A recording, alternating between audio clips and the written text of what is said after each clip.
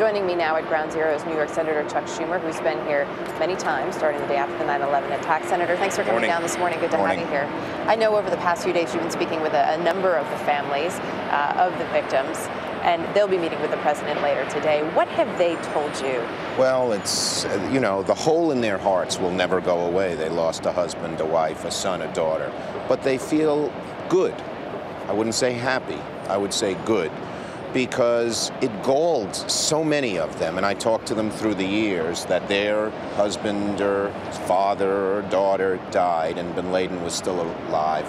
Now he's not, and that's a burden off their shoulders. And also, look, this is true of them as well as all of us. I think after the towers went down, we wondered, could we win this war on terror? It was brand new, suicide bombers, no fields of battle. I now think so many of the families, as well as so many Americans, feel we're going to win this war, that this was sort of a Gettysburg or a Saratoga. It's not over. The war is clearly not over, but it's a turning point. There's a lot of focus this morning and even in the past few days on this treasure trove of materials and information that was taken from that compound. I know you asked Attorney General Holder whether new names would be added to the terror list, but in terms of this war on terror, is this actually a new wave that you see, and based on the information that could come out of those materials? Well, look, we're much better at this, and this has gone over the years.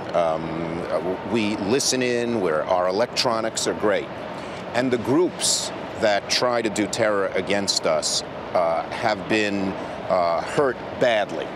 And so there's a new phase, which will be individuals who, the kind of evil types of thoughts that bin Laden had are now in their minds. Those are individuals. On the one hand, they're sometimes harder to detect because they're in less electronic communication with anyone else. They're lone wolves. But on the other hand, one individual can't do the kind of damage that al-Qaeda did on September 11th. What about the role of Pakistan as we move forward? Senator Clinton speaking out. I want to make sure I get this correct, but she was actually speaking this morning talking about how it is crucial to keep up this relationship for both the U.S. and our allies with Pakistan. And yet what we've seen over the last few days, there's a lot of questions about that. Oh, there are so many questions about Pakistan. Look, any country that makes as its hero Dr. A.Q. Khan, the man who sold the nuclear bomb to North Korea, something's wrong there.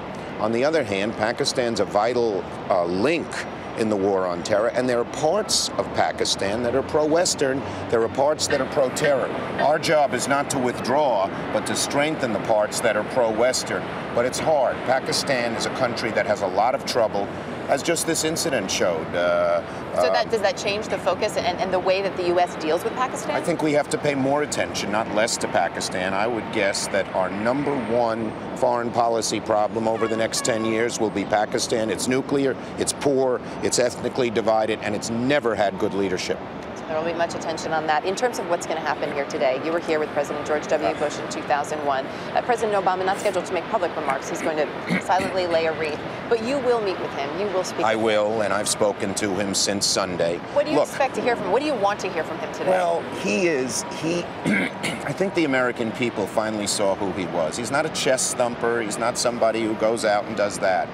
He's quiet, he's a little bit cerebral, but he's strong. Don't mistake that for lack of strength.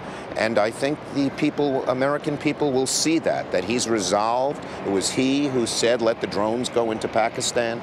So it's very good. And he's also, I think all of us give some credit to President Bush. I was here when he stepped on that pile. Some people say it was rehearsed. I was 10 feet away. It was not rehearsed. And President Bush laid the groundwork. President Obama continued. And I think each of them gives the other credit. I feel bad that President Bush isn't here today, but that was his decision.